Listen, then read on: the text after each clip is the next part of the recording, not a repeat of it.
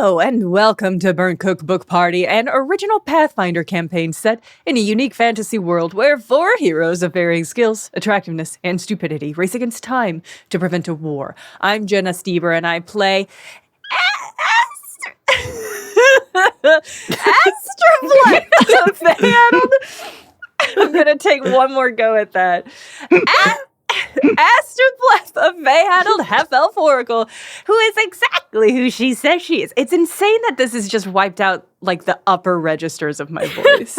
Astra is gone. Oh, wow. This episode's going to be crazy. Astra, she's just not there. She's not there anymore. I'm sorry.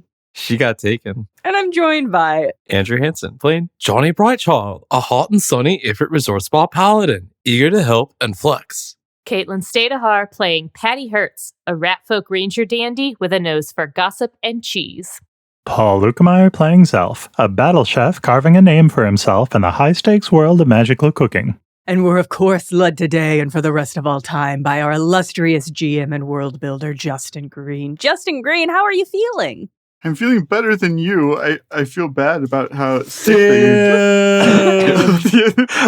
Wow. Gotcha. You won? You're winning? Is that what I Yeah, it was a competition. That's why I brought it up. I wasn't going to express my sympathies. I was going to say this has been a race to see who's healthiest. I think you're winning. I hope not. I hope not for all of our sakes. Yeah.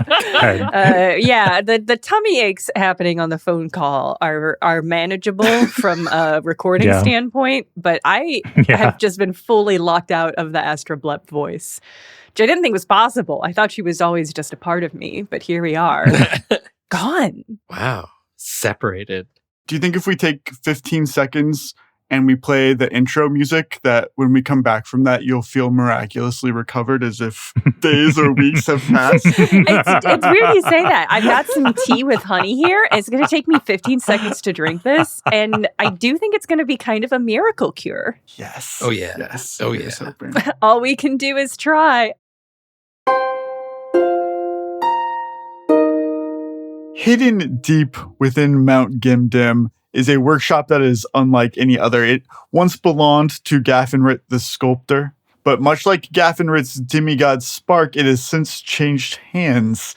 And beneath a maze of moving rooms, one of the new owners has been toiling away at the mythic forge at the workshop's heart.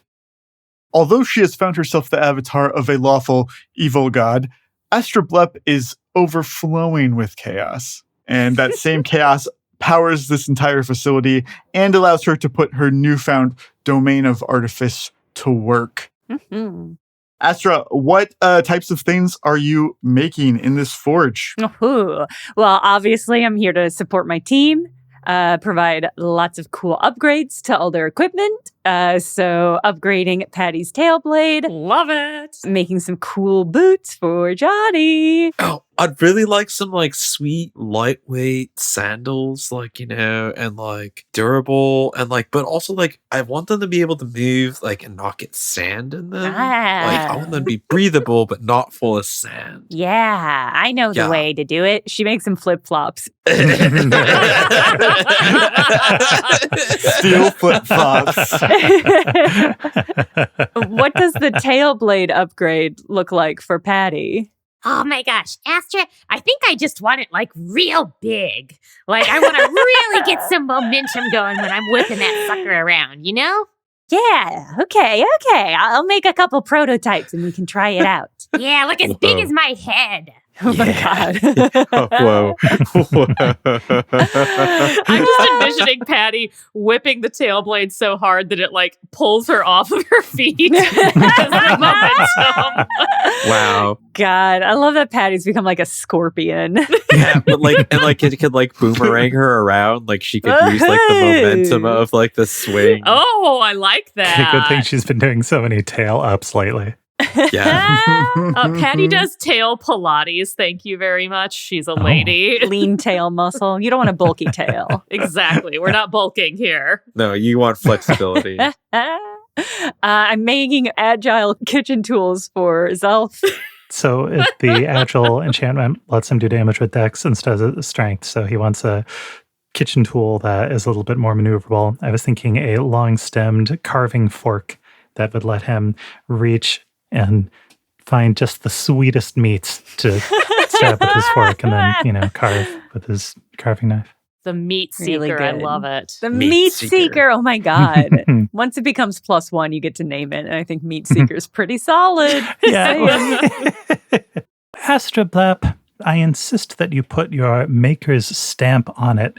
Oh. Now that you have the pride of a craftsman, all must know your namesake through your trademark on the blade. Oh, gosh. I haven't even thought about what my little trademark icon will be. Oh. Instinct is... this is so stupid, which is unfortunate because that might mean it's the one. My gut instinct is that it should be a star with like a little tongue sticking out, like an emoji.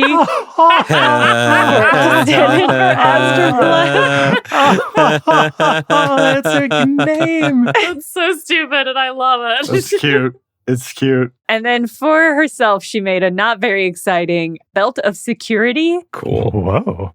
Yeah, it makes it harder for her to be robbed. And it has this cool thing where once per day, you can shrink an item up to 10 cubic feet. You shrink it down into a tiny cloth duplicate version, and then you can keep it in the belt. Wow. That is phenomenal. And then on command, you can return it back to its original size, which I think is fun and whimsical. Boom and boom. Does she keep a printing press on her belt? Maybe. That's a great idea, actually. That would make it much more mobile. Mm-hmm. So that's just a handy little belt for keeping stuff on hand that might be difficult to carry around. The printing press is a really good idea. I was thinking if we get more forge equipment, that would also be useful. Oh, that's good. Mm-hmm. After Janni's squad returned from the White Sands Desert, each of the 4 members had kind of found themselves pulled in different directions with nagging tasks that they felt like they needed to take care of. And while everybody split up, Astra, you found yourself kind of stuck in the forge working on all of this without much company besides Gafanrit's head, who is placed on a shelf, kind of giving you some direction.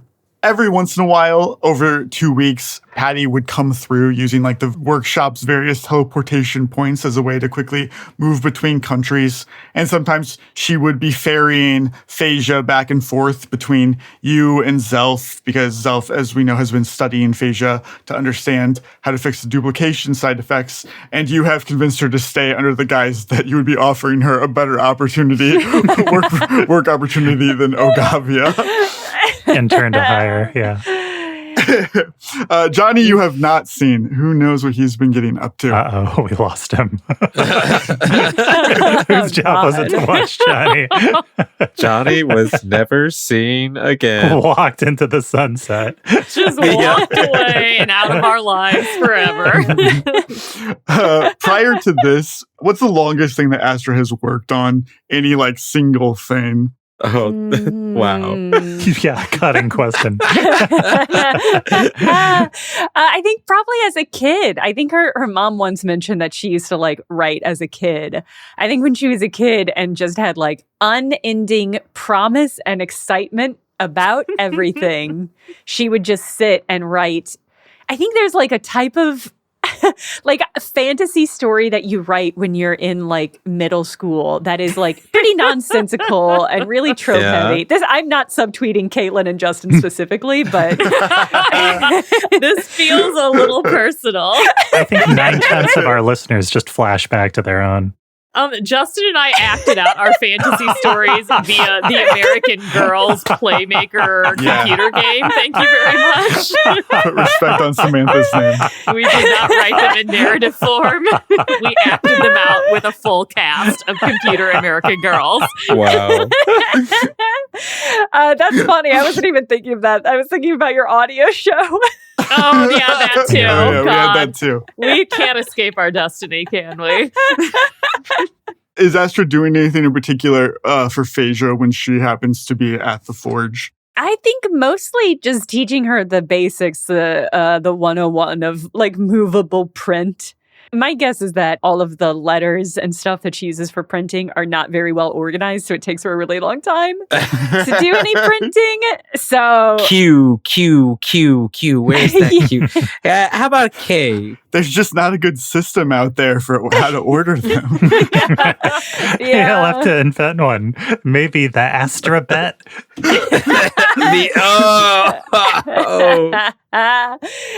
Yeah, she sets Phaesia to organize it by alphabetical order, which is actually based on vowels first. Okay. And then after that, it's organized by letter width. Yes. So like M is way further down than N is. N is really high up. I and L are obviously the first. T's pretty early. Wait, but what about capitals? Capitals only. There's two different organization systems, whether it's capital or lowercase.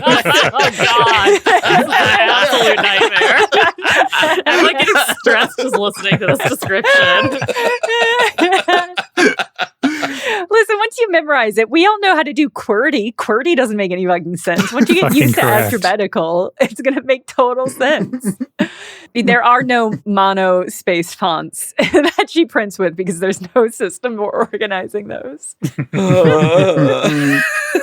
That's perfect. So she gets Phaesia to organize that because that's going to make all the work easier. And then I think she probably gives her like a really local newsletter for just the six of us and Phaesia and Manny. That is so cozy. I love that. Like, does Patty need any like church flyers? Is she doing anything in that vein? I mean, it's always helpful to have, bulletins for the church to, put the week's sermons and scripture readings, words of wisdom from Patty Hertz, Astra, as Patty has come and gone from the workshop, and you've asked her things like this, like, do you need something printed for your church? You found her to be very evasive about what she's been getting up to. Huh. I think that's reflected in the newsletter as the days go on. The readouts for Patty's get more passive aggressive about the fact that she's mysterious. Interesting. Patty, should Zelf make dinner for you tonight, or are you going to be around? Why don't you make as much as you were planning to make? And if there's leftovers, then great. If not, it's great. Everything is great. Fucking funny. Somebody's cruising to be demoted to roommate. I'm just saying. Astra, we've had a lot going on lately, and, I think it's nice to take a little time to pursue our individual interests. You're working in the forge, doing a great job. Zelf is making very protein-rich meals. Phaesia is helping in the best way she can. So, we're all just doing our thing. Can I roll perception to see if I ever see anything that might suggest what Patty's up to? I rolled a 13, so maybe not. Perceiving me? How cute. How dare you perceive your friend? Caitlin, I'll have you make a perception as well. Rival perceptions, please. Do I perceive you perceiving me? Oh, I rolled poorly, but I barely beat you. I got a 14. Wow.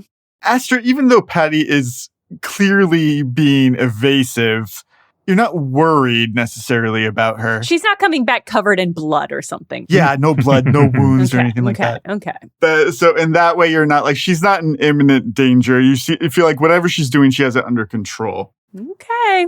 And as she leaves, Patty does not notice as the little stranger leaps up onto the side of the forge and bats Gafanrit's head off onto the ground and starts playing with it. Astra will allow this for a couple of minutes, but eventually she will. Scat! Get out of here. Sorry about that, Gafanrit. Oh, this awful creature. What is it? Nah, I agree. It's an awful creature. What more is there to say about it, Is anything going through Astra's mind regarding her level growth, her power growth recently? Oh, yeah. Does she have concerns? Oh, for sure. Because it means that Blank Astra is out there doing something. And that something is giving away her fucking secrets. which she doesn't take too kindly to. But also, if you ask Astra what she thinks her blank is doing, I just don't think she knows. I think she would panic when she couldn't find the sword, but I don't think she would have ever assumed that she would tell somebody anything about it, even to get it back. Mm-hmm. So she's worried. Yeah, she's worried. While Astra is toiling away, Janni Brightchild has made a long trek all the way to another one of Gafanrit's creations. This one is in another country. It is tucked away inside of the Whispering Woods. At the top of a waterfall at the end of the Crystal Cascades is a cave that was chosen 70 years ago by a coalition of demigods to hide the God-Killer's sword, a weapon that was designed to kill mythic creatures. To remove the sword, we know requires a key from each of the 4 demigods responsible for placing it here. Janni has brought just 2 of those keys that the group has collected in order to look inside of the vault for the first time. While he can't retrieve it, this will allow him to see it, if it is there, indeed. Andrew, this is like one of my top 3 or maybe top 2 loot priorities, so I really appreciate you investing downtime on it. This journey has also provided an opportunity for Janni to bond with the second Janni that is now inhabiting his body. Oh my God, yeah. Love talking to yourself. Yo. The many reflective surfaces that are inside of this crystalline waterfall cave has made it feel like more of a conversation with another person. What's Janni up to? How's he feeling? One of the things, like if you like go out like backpacking kind of like in sort of dangerous areas, they tell you to like make noise, and like if you're out by yourself, you kind of just sort of make up things to talk to yourself about. You're vocalizing them out loud. And so Johnny's just kind of like, it's just saying like, Zlershi really is kind of like a weird name now that I think about it. And like, it like ends up like echoing off the cave. And then like blank Janni responds like, bro, no, it's not that weird. It's just like, if you think of any word is like that, and that like kind of echoes back. And because that's the only thing that Johnny's got going on for a while, it's just like, his mind is just out there. Like he's not even necessarily aware that he's talking anymore. It's kind of like if you've ever been like by yourself and like your headphones or something stopped working, so you switch to your phone to like play music, and then you walk out and you're like, oh shit, that's right, that's all out loud. And so Janni has no external reference right now besides talking to blank Janni. It's pretty dreamlike as a result, because he's having conversations with a reflection of himself that's done up in like festival cat style with like bells, braids, and sort of streamers and stuff like that. So some of his reflections are the same, and then some of them are blank Janni. He's using that to get familiar with the body, because like it moves slightly differently. This Janni Brightchild is more powerful mechanically than blank Janni was, so that requires some adjustment, and that's probably where Janni starts to discover some of the stresses and stuff like that of the body. And there's lots of mirror reflection stuff, and it's super trippy, probably like an 80s music video. Incredible to think that this is what Johnny's been like the entire time, and we're only just now externalizing it enough to really see it. Even though nobody said anything directly to Janni, which is often the case, both Janni and blank Janni, while in the desert, were present when people were talking around him about the fact that Zelf was doing all of this to get Johnny's real name. Is this something that has resonated with him in any way, or does he let it go? Did he even notice?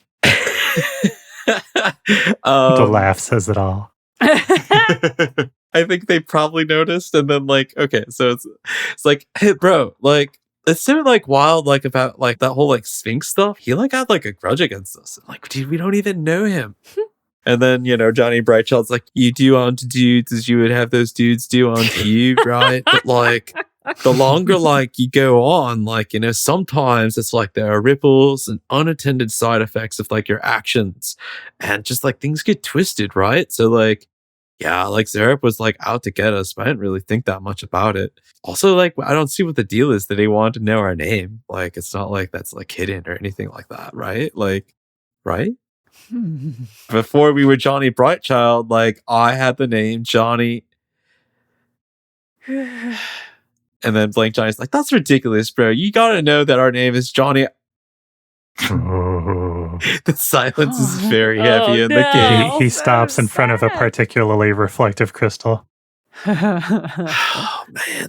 As both Johnnies are trying to figure this out, and in the many different reflective crystals around you, you see either yourself or Blank Johnny just like pensive, struggling, racking their brains. Johnny, out of the corner of your eye, you catch one of them, one reflection that is responding differently. And this one is staring right at you. And it's smiling, but it's not quite your smile. It's a bit crooked. Oh, no. And there's something sinister in that eye contact. You don't think that's the face you're making. You don't think it's Blank Johnny. It's something else.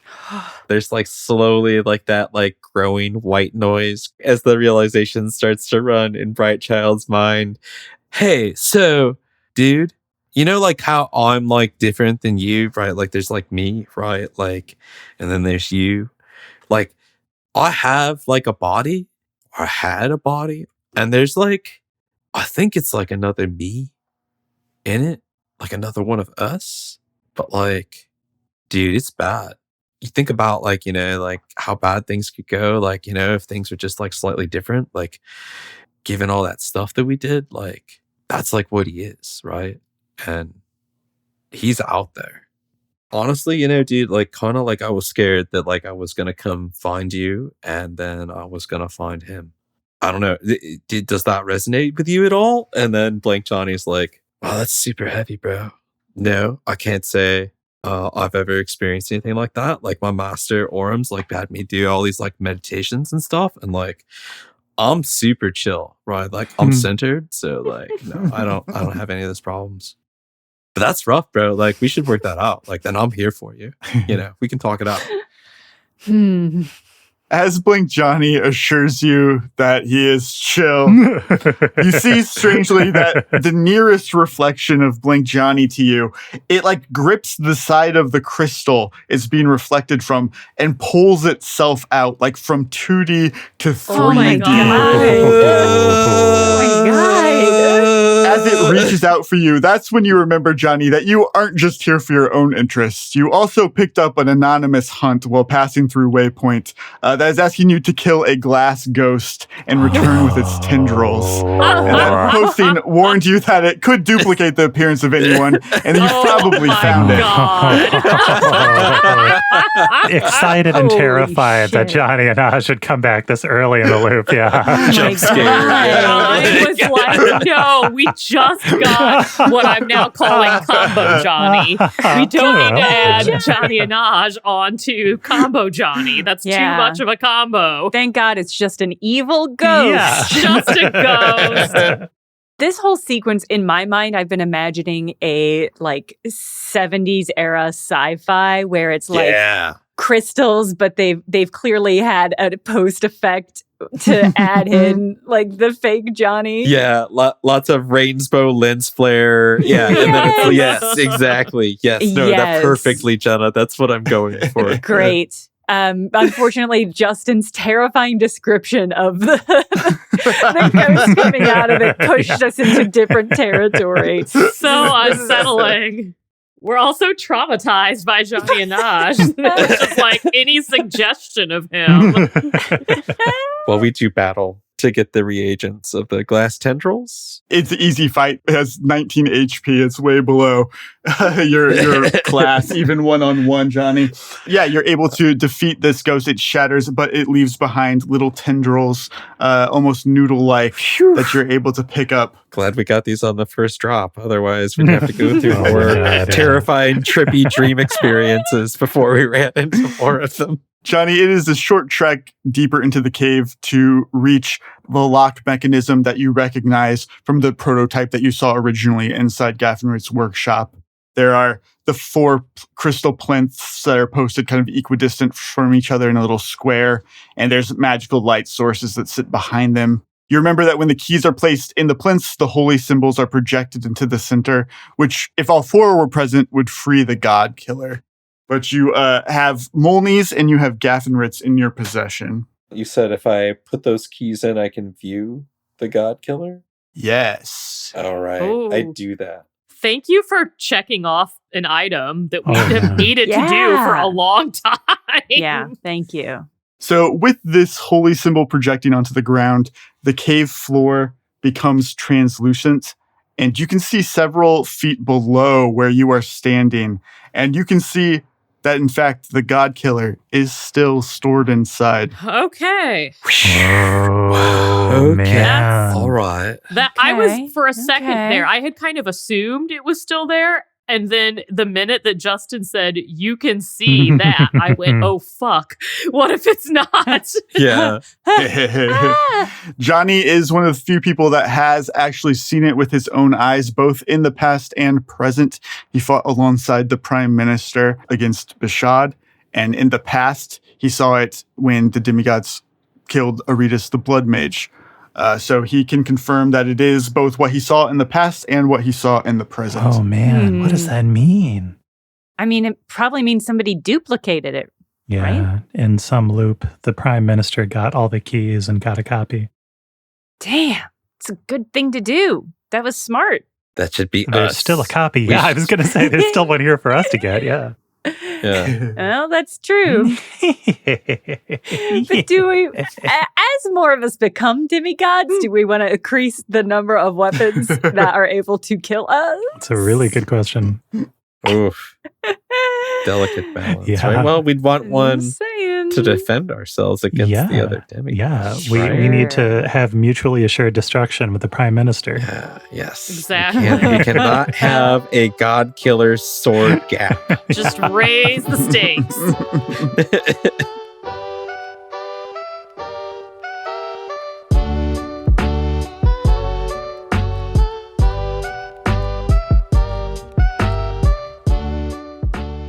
It's good to have a downtime episode here and there in shows and in real life. I hope you're taking the breaks you need to reset. Be sure to drink plenty of water and eat your noodles to stay healthy. And of course, take some rest during the day, perhaps by taking a break and listening to a character question. They run from like 8 to 20 minutes long with a few extra long outliers, and they're released on alternating weeks as the main episodes. What if every week you took 15 minutes to lie on your floor and listen to the whimsical chat of 4 idiots and the characters they play on this show? Sure, you can meditate while listening to a character question. Who said you can't? Oh, you don't have a subscription to the Patreon? Well, that will make it harder, but it's an easy fix. Just go to patreon.com/bcbparty and subscribe today. The character questions will roll up in your Patreon feed alongside the ad-free episodes. Easy peasy puddin' and pie. That's at patreon.com/bcbparty.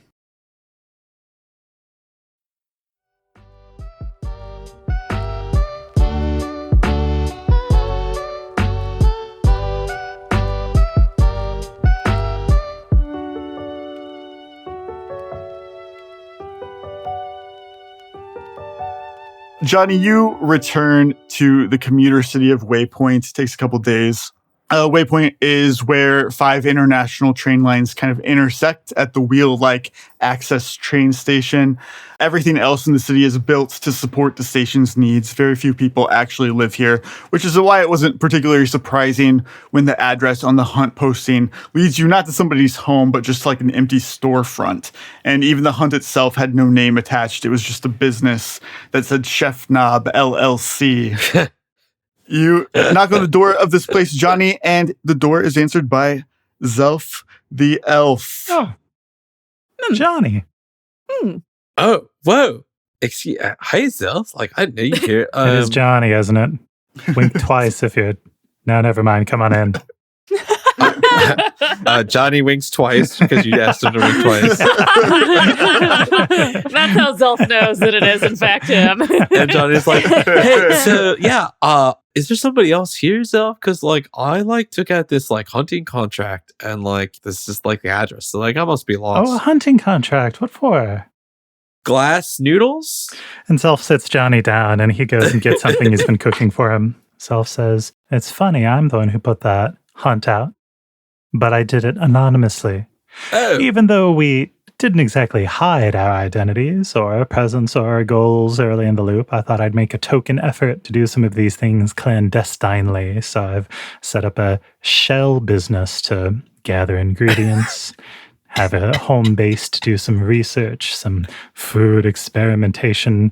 I'm just coming down from a bender of ephemeral creation, a combination of flavors, the transformation of textures. I kind of get what you're saying, bro. Like, I've been in deep reflection. Ooh. You mostly, like, you're talking to yourself, but, like, when I'm talking to myself, like, I'm talking to another self, and then you're my self. So, like, now I'm talking to myself, but, like, I'm talking to myself. I believe I follow. I'm awake, right? Of course you are, Johnny, of course. Like, no. Okay. Deep in the gastrodrome, there is a labyrinth under the main floor, a labyrinth where you have to find your way only with your sense of taste. And when I finally found my way out from that, I had started talking to myself without realizing it. So I think it's something you just do. Imagine if, like, when you're talking to yourself, you respond to yourself, but, like, you're not aware of how you would respond. Like, it sounds like how you would respond, but, like, not quite, right? So what you're telling me is that the Johnny from this loop, the blank Johnny, and yourself didn't form a full emulsion. It was a broken emulsion. I guess you could say that. Yeah, probably. I'll tell you, when I restored my memories last loop from being Zoblin back to Zelf, I was aware that they seemed like different people, but they more or less achieved a synthesis. And when I hear an inner voice telling me to do something mean or degrading, I know, well, that's what Zoblin would do, and I can steer away from it. But I think in your case, and in Abraham and Neven's case, it's a more literal division of soul and mind. Yeah. Which is actually what I've been experimenting on here in my kitchen laboratory here at Chef Knob LLC. Frankenstein, Zelf, gross. Paul, do you want to explain how Zelf has been living here?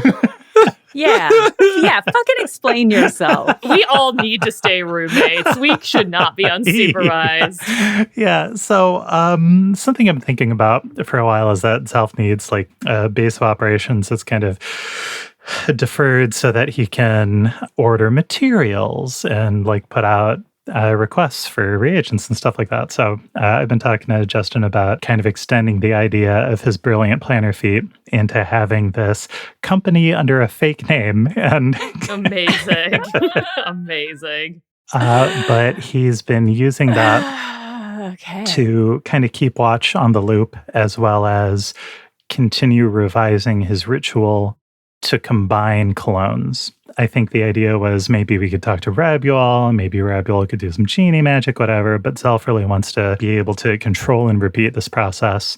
So he's been focused on creating a way to fuse people like Abraham and Neven, people like Phasia, people like Johnny Bradchild and Johnny Blank, so that if they do have to deal with clones, they don't have to worry about the ministry or whatever, coincidence, random daily dangers taking out one of their blanks and then ending their loop.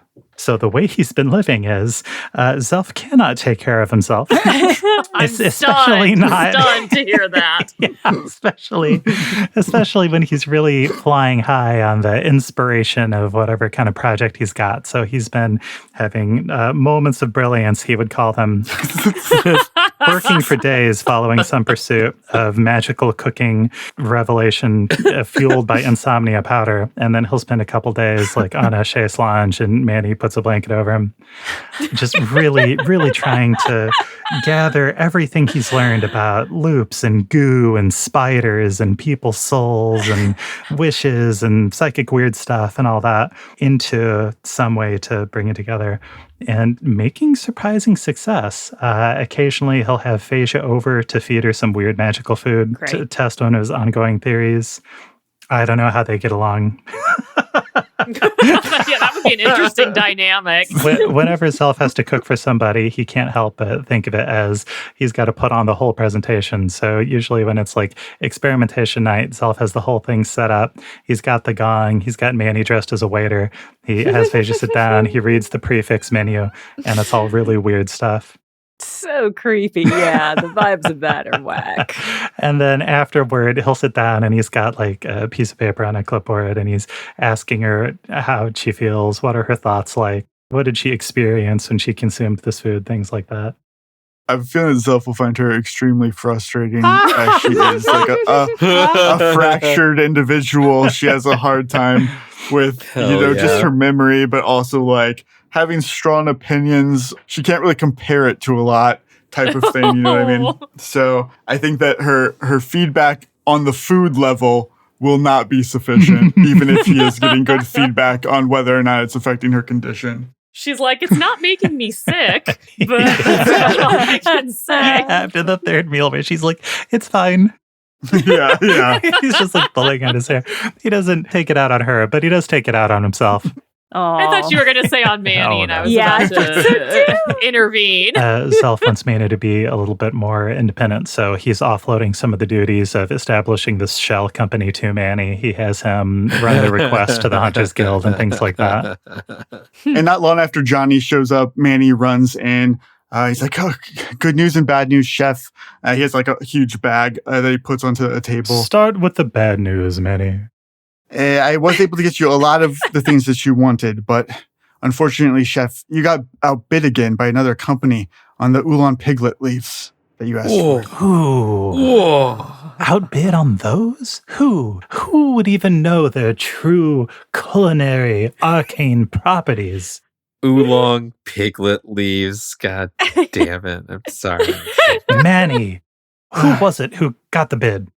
I guess it's like an acronym of the name of the company. It's T.P.F.M.C.F.T.P.A.E.O.O.A.F. Is that familiar? God, can you give me those again, Justin? Yeah. CPF. T.P.F.M.C.F.T.P.A.E.O.O.A.F. I don't know. Is it a code maybe, chef? I don't know. This is the name of the company. This is the company that bought all of them out.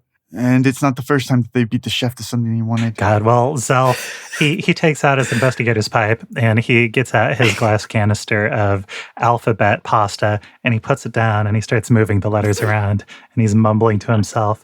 Justin, does this ring any bell? Can I make a linguistics check or a... Yeah, go ahead and make a linguistics. Oh, I got it. I think this is a DNA sequence strand. It really does sound like, it's dino DNA. It's DNA using the Astra alphabet. Astronomical DNA. Yeah. That's a 33, Justin. Oh, Zelf, that's a very good roll. And you are racking your brain trying to figure out what this could stand for. Is it a code? Is it an anagram? And frustratingly, you are coming up with nothing. It must be my enemies. They've come up with a new way to degrade me. Oh, with word as soon as I get my tongs on them. Oh, my tongs are pinchier than ever, Johnny, I assure you. There's no Z's or U's. Right? Yeah, there's no Z's in there. The double O's. Manny sees that you're spiraling. He's like, I did get you all of the slug blood that you wanted, and I got you a sloosh weasel and some heinous Gruffalo steaks. And I got you the newspaper. You wanted the newspaper, right? Here's the latest paper. Oh, Zelf, don't eat the newspaper. Manny, it's very important that you handle sloosh weasels in a very specific way. Did you remember my instructions? Yes, I never looked it in its eyes, chef. Good. And don't tip it forward. I'm just imagining one of those gel-filled tube things that slips out of your hand. It's a weasel. Yes. Oh my God, Caitlin. Yes. Yes. I do not know what that is called, but I know we all know what it is. Man, Yes. Sloosh weasel is what it's called now. Yes. Okay. Zelf will pull out the paper to distract himself from spiraling. It's pretty average stuff in the paper today. Nothing too crazy on the front page. Zelf pulls out the funnies for Manny. As you do that, you do see something on a page that you very rarely give a glance at, Zelf. It's the entertainment section, but you just happen to catch a glance of a name that you know very well. You see Patty Hertz. She's been nominated for the Best Actress Nepti for Requiem for a Dream. What? How? Zelf fills his investigator pipe bowl with some kind of kitchen herb, and he'll show the paper to Janni and say, well, look here. The queen of film, Patty Hertz. Whoa, Pat! Oh my God, Zelf, we gotta clip this for her. She's out doing it. Like, we gotta scrapbook this. But which Patty do you think it is? Do you think it's our Patty the demigod? Do you think it's blank Patty? Oh, I wonder where the blank Patty is. I mean, I feel like Patty the demigod is probably too busy doing other things. Janni. Janni. No? The idea that Patty would be surreptitiously sneaking out to do theater, to do movies is so funny. I know. About that time, Astra will find her way to this empty storefront and tentatively let herself in, her arms full of her crafting creations. Oh, Astra, you got the address. I'm so glad you found it. Astra, these flips are so great. Oh my God. Yes, here it is. I've got gifts for everyone. So you're telling me, and I'm stone cold sober, that these both flip and flop? Come on. Janni immediately spins a use of lay on hands and starts airwalking. It's like, God, I'm going. All right, let's see how far I can go. And he starts just running upwards as fast as he can. I'm glad I got the old warehouse with the tall ceilings. We're having to get a hook to pull him back down. And Zelf will say, it's marvelous. I see here a star and a moon, perhaps? Kind of a crescent moon. Is that what that is? That is a great read on it. I think that's a better read on it than what I did. No, it's a little blep for my name. So it's a little star. Oh, star blep. Yeah, with a little tongue in it. Blep kitchenware is going to become great. It's going to rival all others. Maybe if I got this up and running well, we could do a whole line of implements. I'm seeing the potential. But the thing I'm really excited that I made is and she holds up a tiny dagger-sized replica of her spiral rapier. So she's got her full-size rapier and then like a cool, like a Shakespearean era dueling set where you would have a dagger in one hand and the rapier in the other, so you could like block incoming attacks and stuff. Yes. But it's just exactly like the spiral rapier, but small. I'm really happy about it. Oh, I love it. That's funny. I was like, I'm making a lot of very practical stuff. I want something really dumb. Hell yeah. Fantastic. I feel really bad I didn't make Manny anything. Should I have made... I also didn't make Phaesia anything, but she's an employee, so I feel like better about that. But like, should I have? Do you think I should have? Manny, do you think Astra should have made you something? That's okay, Aunt Astra. I know that you've been really busy. Aunt Astra. Well, I do actually have something that might work for you.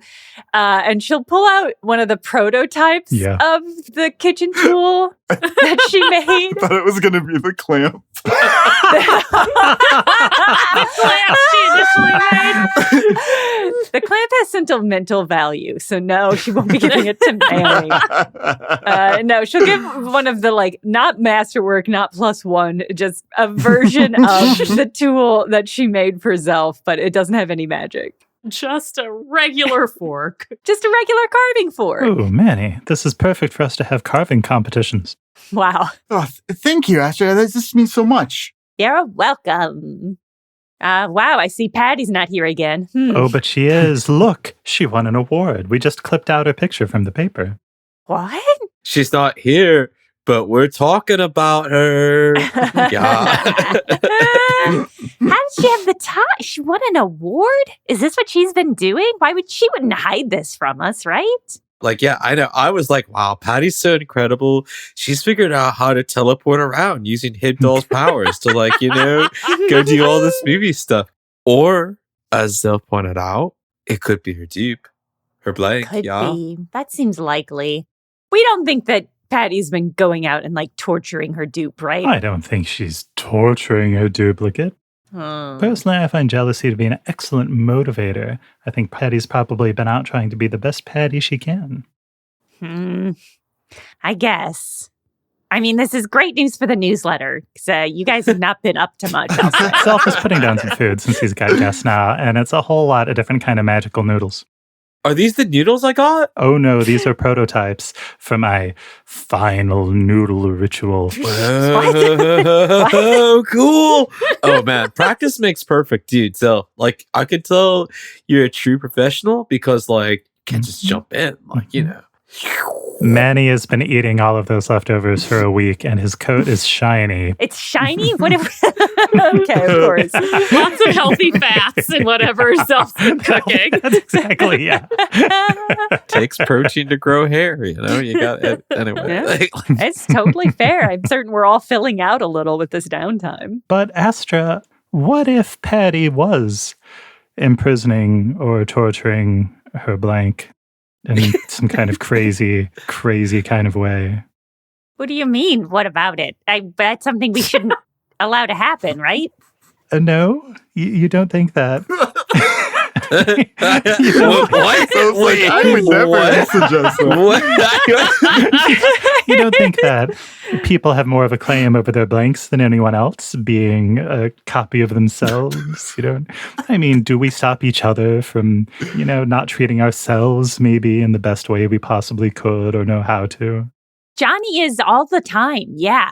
Janni is always making me drink water. He says I'm dehydrated. He says that my skin doesn't bounce back the way that it should. I thought that's why you drank all those unicorn frappuccinos.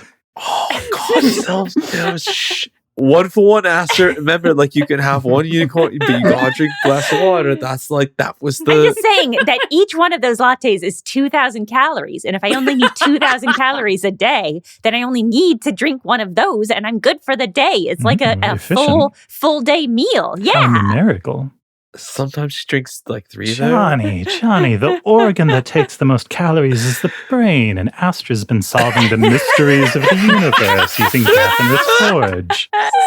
Fueled by frappuccino. Plus, I let Gafanrit's skull take some sips too. I'm not the only one drinking these, Johnny's like standing on the ceiling right now while he's talking to you guys. He's like, well, like, I can't really complain about the results, all right? Like, I just hydrate, like, like it'll give you like a glow, like, like you're always talking about like Patty's fur. I worry that if Johnny goes upside down in the flip-flops, that the flip-flops will just fall off his feet and then he will no longer be seeing the benefits of the gentle spell.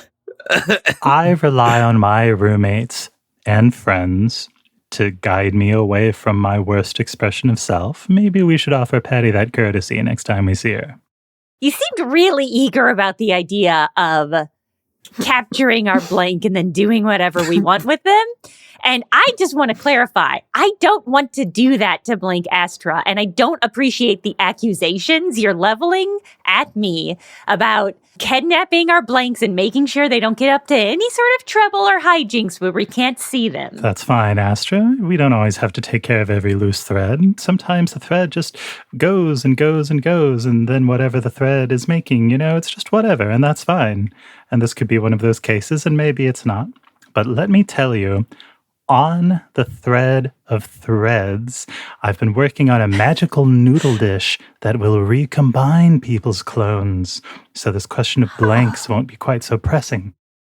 That's cool. I want to take Johnny and the other Johnny and any other Johnnies that might be out there or in there. I want them all to join each other at the same table metaphysically.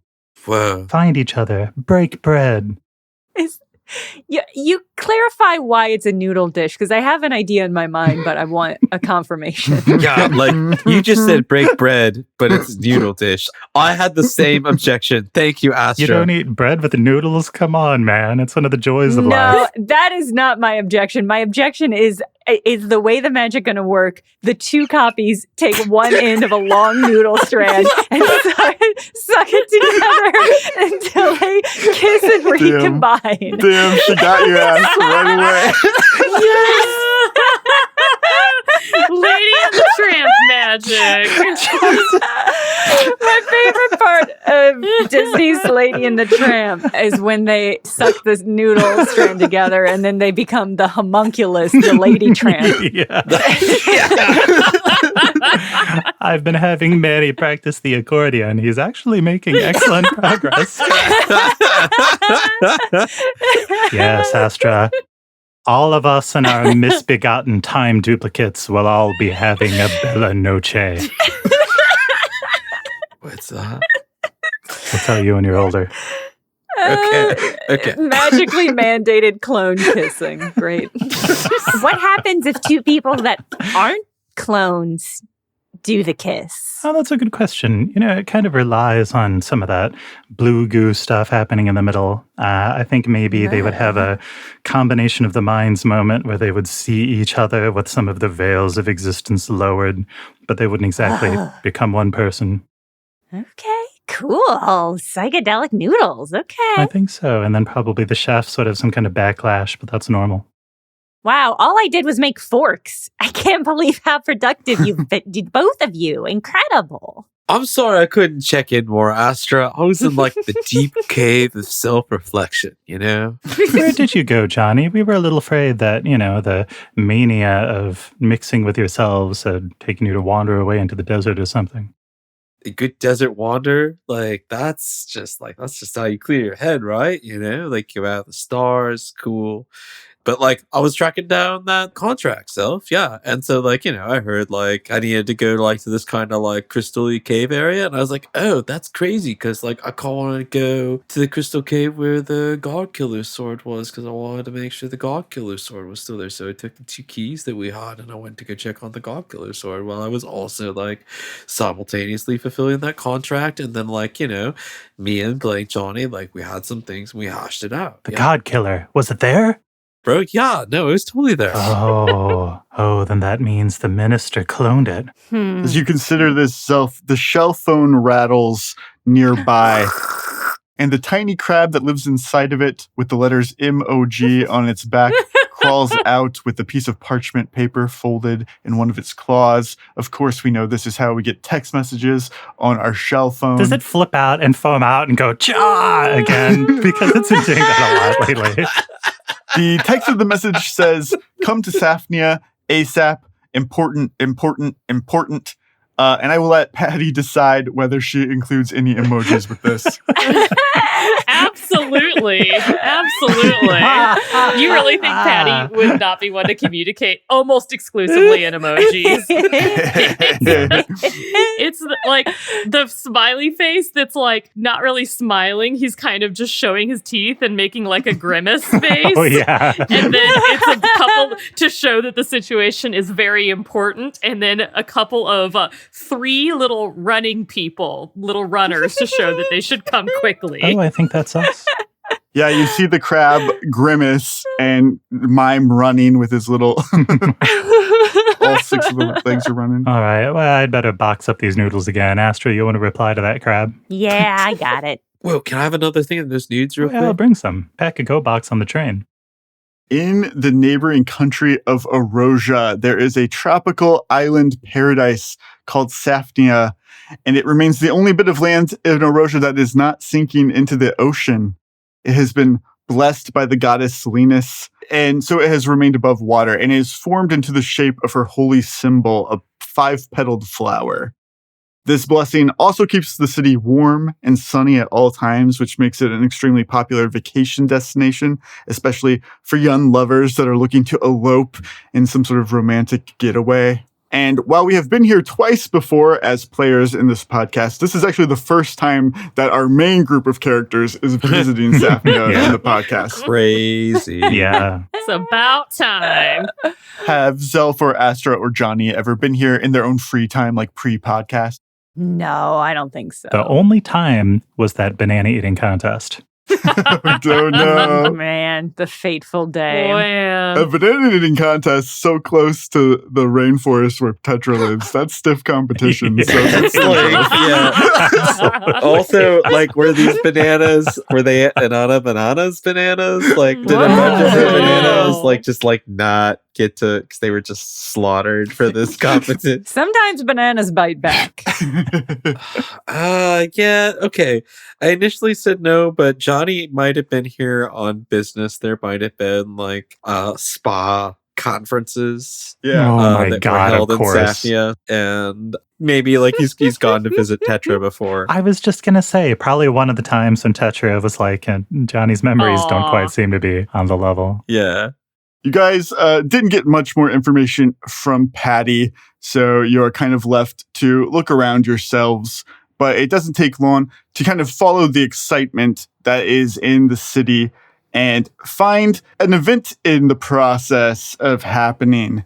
Today is the grand opening of the new and improved Eleflute Reserve. There used to be a place here that took in Eleflutes that had been abandoned or abused from around Irisol, brought them back here to raise them and keep them safe and bring them back to health. And you see that not only is this place much larger, although you don't really have anything to compare to, but for people in the podcast who are familiar, not only is this place much larger, it has been expanded beyond Eleflutes. There are other animals that have been rescued and brought here. And in fact, it is no longer just the Eleflute Reserve. You see a large sign, a very, very large sign, because it has to hold the full name, which is the Plumpy Farms Memorial Center for the Protection and Empowerment of Our Animal Friends. Oh my God. T.P.F.M.C.F.T.P.A.E.O.O.A.F. Zelf just reaches out and grabs Johnny's arm, holds onto it tight. The Plumpy Farm. Hold on. I was so delirious about this. I wasn't listening to the whole title. Can you give us a title in full one more time? The Plumpy Farms Memorial Center for the Protection and Empowerment of Our Animal Friends. Oh my God. Okay. Reeling.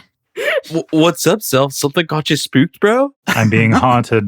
What? Haunted, Johnny, by T.P.F.M.C.F.T.P.A.E.O.O.A.F. Okay, is that like a ghost or like some sort of... No, they kept undercutting me, getting rare reagents and ingredients. Of course, it was somebody who had not just a silver spoon, but a golden spoon in her mouth.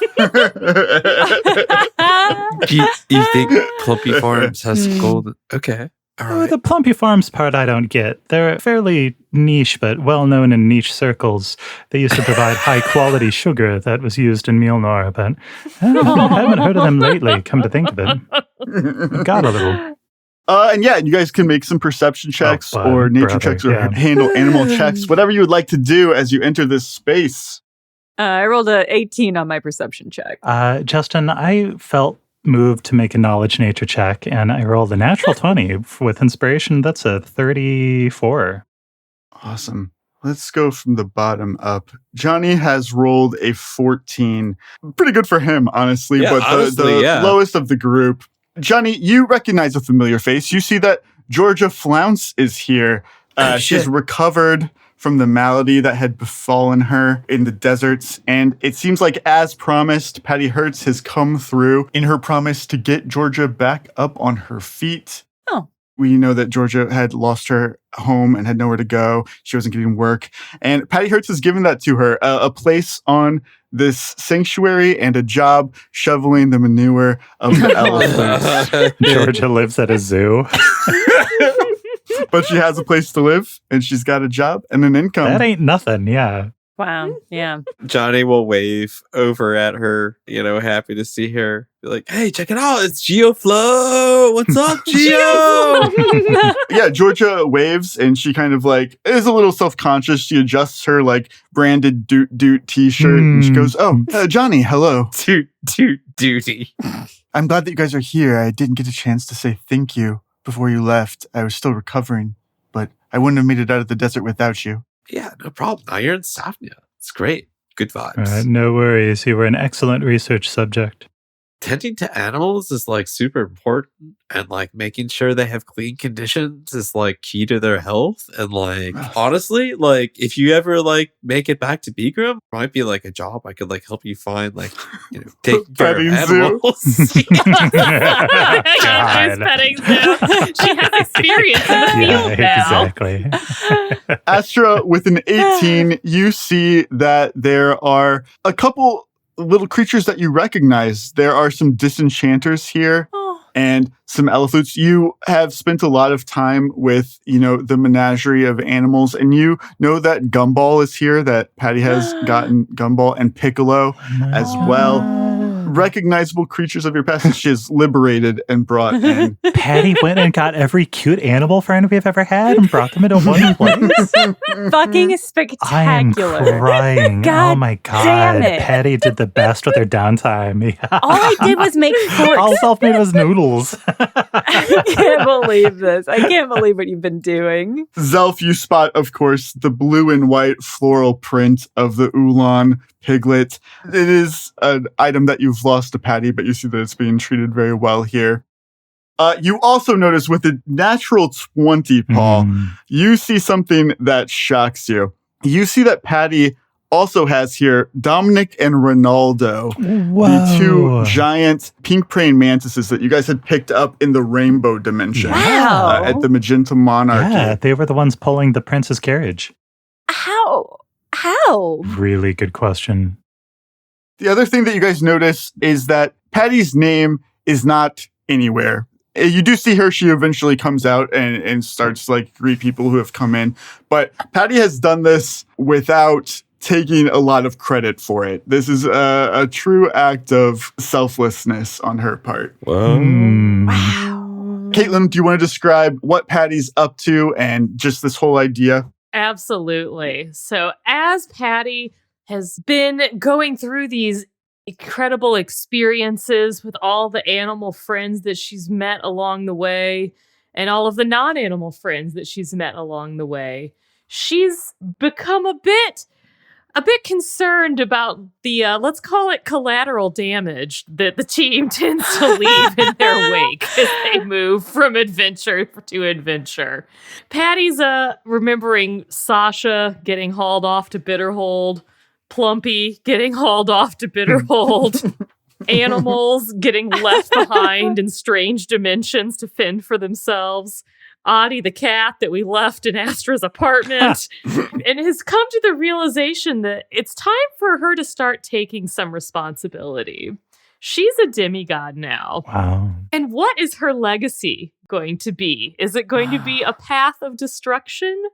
Or is it going to be the legacy of someone who follows through on her promises? This is incredible. How does Patty feel about the fact that somewhere out there, another Patty Hertz is getting her name plastered all over the newspapers for winning awards and that kind of stuff? And Patty Hertz is doing true good and not getting credit for it at this point, as she cannot conflict with the other. It's a tough pill to swallow. Patty Hertz has evolved. She is becoming a better rat, a better demigod. But at the end of the day, she still holds on to that dream. She still looks at the headlines and thinks, that could be me. That could have been me winning those awards. Requiem, a dream role. I guess that I have to find other ways to make my mark in the world. And maybe this is the first step in doing that. Are we all just stunned? Yeah, honestly, I'm just our like... minds are reeling. Yeah. I'm going to let this silence just continue as everyone digests. What to do?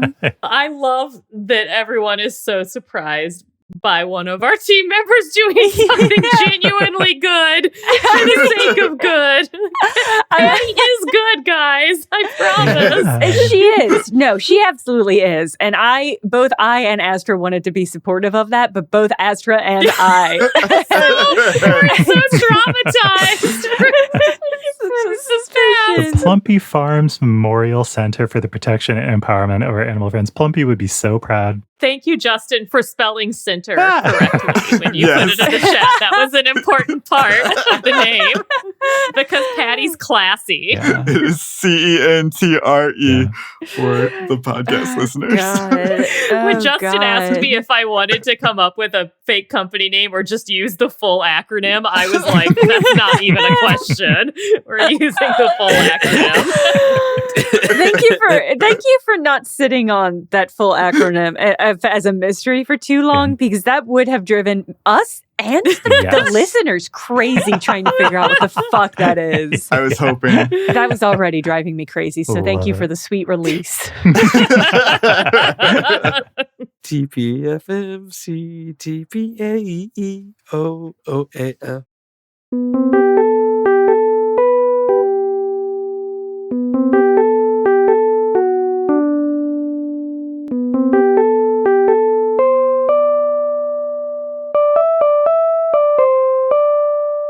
Thank you for listening, and a special thank you to our Patreon subscribers who are supporting independent media in the most direct and sustainable way possible. We couldn't do it without you, and we are extremely grateful. Thank you, you beauties, you monarchs of the world. We have a P.O. box that you can ship letters and boxes to. The address is in the show notes if you want to make use of it. Our DFTBA merch store is at bit.ly/BCBP merch, all lowercase, or you can find a link in the show notes. As always, you can find us on Blue Sky at BCB Party, on Tumblr at BCB Party, or email us at burntcookbookparty@gmail.com. Burnt Cook Book Party is Andrew Hansen as Combo Janni, Caitlin Stayduhar as Patty Hertz, Paul Luetkemeyer as Zelf, me, Jenna Stoeber as Astra, and Justin Green as GM and World Builder. This episode was edited for content by Justin Green and edited for sound by Akshay Balakrishnan, produced by Jenna Stoeber.